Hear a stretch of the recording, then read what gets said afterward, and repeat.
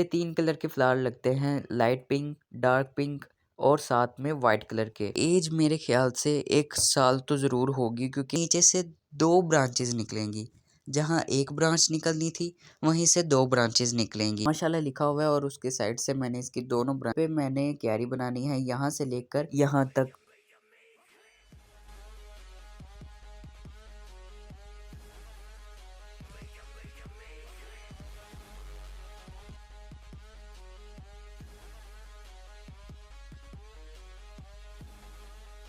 बिस्मिल्लाहिर्रहमानिर्रहीम, welcome to my new vlog. तो कैसे हैं आप सब? उम्मीद है कि आप सब खैरियत से होंगे।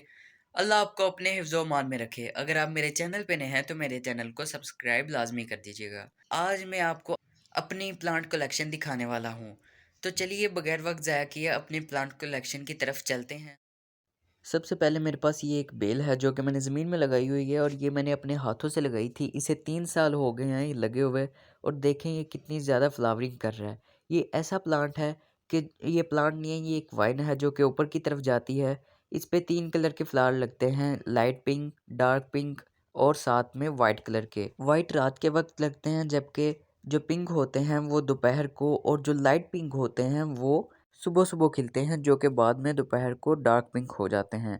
और उसके साथ ये हमारे पास ये छोटे शहतूत का दरख्त है, जो कि मैंने अपने हाथ से लगाया था। और उसके साथ ये जो नीचे आप इतना सारा देख रहे हैं, ये है अनार का दरख्त। इस पे हर साल माशाल्लाह बहुत ज़्यादा अनार लगते हैं। उसके साथ वो दूसरी वाइन भी गई हुई है, यही वाली।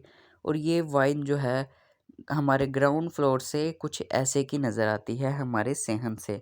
ये अनार वाइट कलर के अनार हैं, जो कि काफ़ी ज़्यादा रेयर और थोड़े से महंगे भी होते हैं। जब डेंगू होता है तो डॉक्टर इसे ही खाना रेकमेंड करते हैं। इसके साथ ये जो पुदीना है, जो कि मैं नर्सरी से लेके आया था, ये यहाँ पे लगा हुआ है टोकरी में। यहाँ पे एक मेरे पास बेल है, ये मैंने कटिंग से लगाई थी। ये भी आपको बताता हूँ कौन सी कटिंग है।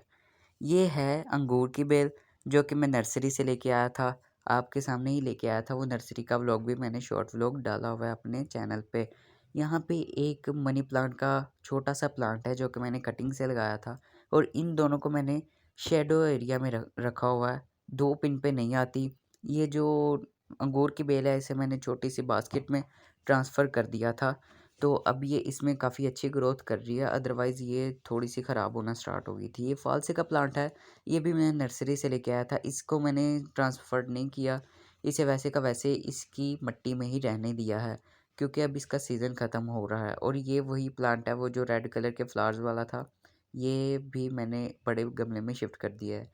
ये गुलदाउदी का प्लांट है, जो कि मैं नर्सरी से लेके आया था आपके सामने। इसे भी गमले में शिफ्ट कर दिया है, ये शॉप पॉली बैग में था। ये मेरे पास एक मोतिये का प्लांट है, जिसे इंग्लिश में जैस्मिन कहा जाता है। इसकी एज मेरे ख़्याल से 1 साल तो ज़रूर होगी, क्योंकि ये भी मैंने अपने हाथों से लगाया था। इसकी मैंने हार्ड कटिंग कर दी थी, बिकॉज़ ये बढ़ नहीं रहा था अपनी जगह पे, एक जगह पे थम गया था। उसके बाद यहाँ से एक निकली ब्रांच, फिर यहाँ से निकली, फिर यहाँ से आगे 2 और ब्रांचेज़ वग़ैरह निकली। तो फिर इसने जो है अपनी ग्रोथ की थी, नहीं तो इसने ग्रोथ नहीं करनी थी। अब ये जो न्यू ब्रांच है, इसकी भी मैंने ऊपर से पिंचिंग कर दी है। पिंचिंग भी मैं आपको बताता हूँ कि क्या होता है। इसकी भी पिंचिंग की हुई है, और पिंचिंग से बहुत जल्द जो है आती हैं न्यू ब्रांचेस। ये देखें, अब ये एक बेल है, इसकी मैं आपको बताता हूँ पिंचिंग कैसे करनी है। ये जो आगे से टिप होती है, इसे हमने अपने फिंगर से आगे से उतार देना है, बहुत सॉफ्ट होती है। फिर नीचे से 2 ब्रांचेस निकलेंगी। जहाँ एक ब्रांच निकलनी थी, वहीं से 2 ब्रांचेस निकलेंगी। तो ये जो प्लांट है, ये भी एक काफ़ी अच्छा प्लांट है। उसके बाद ये जो है दोपहर बूटी का कुछ है, जंगल सा बना हुआ है, ये भी मैं नर्सरी से लेके आया था। अब इसका जो है ख़त्म हो रहा है, सीज़न ख़त्म हो रहा है, और इसे इंग्लिश में कहते हैं रोज़ मॉस। इस पे रोज़ की तरह दोपहर को आते हैं फ्लावर्स काफ़ी कलर के। ये बेल जो है, ये है स्वीट पोटैटो की वाइन।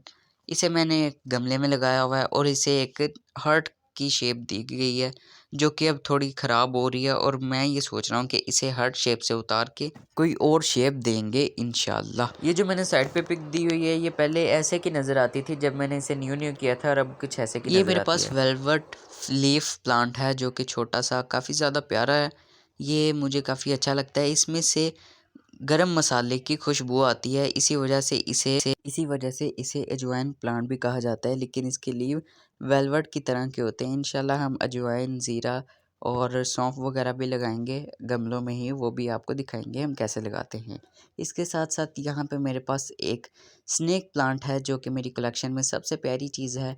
ये थोड़ा सा गंदा हुआ है क्योंकि काफ़ी दिनों से मैंने इसे साफ़ नहीं किया, नहीं तो इसकी शाइनिंग बहुत प्यारी है। ये देखें आप, शाइनिंग इसकी, जब मैंने उसको हाथ लगाया तो शाइनिंग कैसे आ रही है। आप अगर इसे घर में लगाएंगे तो ये आपके पास डेकोरेशन भी करेगा और खूब अच्छी ऑक्सीजन भी बनाएगा। इसके साथ ये मनी प्लांट मैंने छोटे से गमले में लगाया हुआ है जो कि ऊपर को जा रहा है, और इसे मैंने यहाँ पे बोतल्स में जो है इनकी जड़ों को फैलने के लिए दे दी है जगह। ये जो इसकी नोड आती है ना, ये वाली नोड, ये जब मिट्टी में जाती है या किसी दीवार के साथ अटैच हो जाती है तो फिर इसके पत्ते का साइज़ बहुत ज़्यादा बड़ा हो जाता है। ये देखिए, ये पत्तों के साइज़ बड़े हैं, ये पत्ते का साइज़ छोटा है क्योंकि इसकी जो नोड है ये किसी जगह पे नहीं लगी थी। ये भी बहुत बड़ा पत्ता है, इसकी भी नोड साथ में लगी हुई है मिट्टी के अंदर, तो इसका भी साइज़ बड़ा हो गया है। यही तरीका होता है मनी प्लांट के लीफ को बड़ा करने का। बाकी ये देखें, जिनकी नोड नहीं लगी हुई किसी चीज़ के साथ, उनके लीव का साइज़ छोटा है। इसकी नोड्स काफ़ी लंबी-लंबी नीचे से निकल रही हैं, तो अब मैं सोच रहा हूँ कि इनको एक मिट्टी की कोई शेप दी जाए जिससे ये अपनी ग्रोथ कर सकें। इतनी लंबी-लंबी इनकी नोड्स निकलना स्टार्ट हो चुकी हैं। तो ये थी मेरी डेकोरेशन प्लांट्स की कुछ कलेक्शन, थोड़ी सी है अभी, इंशाल्लाह आगे जाकर इसको हम बढ़ाएंगे।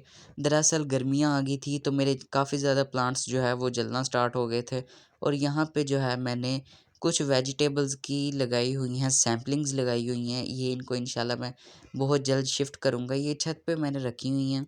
ये करेले की सैपलिंग्स हैं। इसकी जो है लीव डार्क होना स्टार्ट हो गए थे, मैंने वो लीव उतार दिए और इसकी भी पिंचिंग की थी। तो नीचे से आप देख सकते हैं ये 2 ब्रांचेज़ आ रही हैं, अदरवाइज़ सिर्फ़ एक ही ब्रांच आनी थी। यहाँ पे कुछ तोरी की सैपलिंग्स लगी हुई हैं, ये 4 प्लांट हैं तोरी के, और एक साइड पे मैंने करेले के भी लगाए हुए थे, वो अभी तक जर्मिनेट नहीं हुए हैं, लेकिन इन्होंने काफ़ी अच्छी जर्मिनेशन भी की है और अब ग्रोथ भी बहुत अच्छी कर रहे हैं। इसकी भी मैं ऊपर से पिंचिंग कर रहा हूँ ताकि इसकी जो है काफ़ी अच्छे से नीचे से 2 ब्रांचेज़ आएँ। तो इसके साथ यहाँ पे कुछ खीरे की सैपलिंग्स लगी हुई हैं। ये सिर्फ़ 2 रह गई हैं, बाकी जो थी वो कुछ जल गईं और कुछ जो है वो गल गईं बारिशों की वजह से, लेकिन अभी भी मेरे पास सीड्स पड़े हुए हैं, मैं दोबारा इंशाल्लाह लगा लूँगा। ये मोंगरी की पनीरी है, ये भिंडी की पनीरी है, और अभी भी मेरे पास काफ़ी ज़्यादा सीड्स पड़े हुए हैं। मैंने सिर्फ मंगवाए थोड़े से थे, लेकिन वो काफ़ी ज़्यादा अभी भी पड़े हुए हैं क्योंकि मैंने थोड़े-थोड़े लगाए कि सीज़न के हिसाब से चीज़ें लगाऊँगा। ये जो है ना कंटेनर, ये भरा हुआ था खीरे की सैपलिंग से, तो लिहाज़ा अब ये जो ईंटें आप देख रहे हैं ये मैंने इनकी बनानी है क्यारी यहाँ तक इस एरिया तक। तो थोड़ी-सी ऊँची कर दूँगा और उसके अंदर ही ये चीज़ें लगाऊँगा। अब यहाँ पे कोकोपीट बनाने की कोशिश जारी है, अब दुआ है कि ये जल्द से जल्द बन जाए और हम इसे यूज़ कर लें। तो यहाँ पे एक और वाइन है, ये कुछ ऐसी नज़र आती है, और अभी मैं आपको दिखाता हूँ इसका नीचे से व्यू। जैसा कि मुझे पता है कि अभी मेरे जानने वाले ही मेरे चैनल देख रहे हैं, तो जिसको ज़रूरत हो सीड्स की वो मुझसे राब्ता कर सकता है। मंचेस निकाली हुई हैं, अभी इंशाल्लाह और ज़्यादा बढ़ेगी। तो इस साइड पे मैंने क्यारी बनानी है यहाँ से लेकर यहाँ तक। तो ये थी मेरी आज की वीडियो। अब मिलेंगे इंशाल्लाह अगले व्लॉग में एक नई वीडियो के साथ, एक नई टॉपिक के साथ। तब तक के लिए मुझे दीजिए इजाज़त। अल्लाह हाफ़िज़।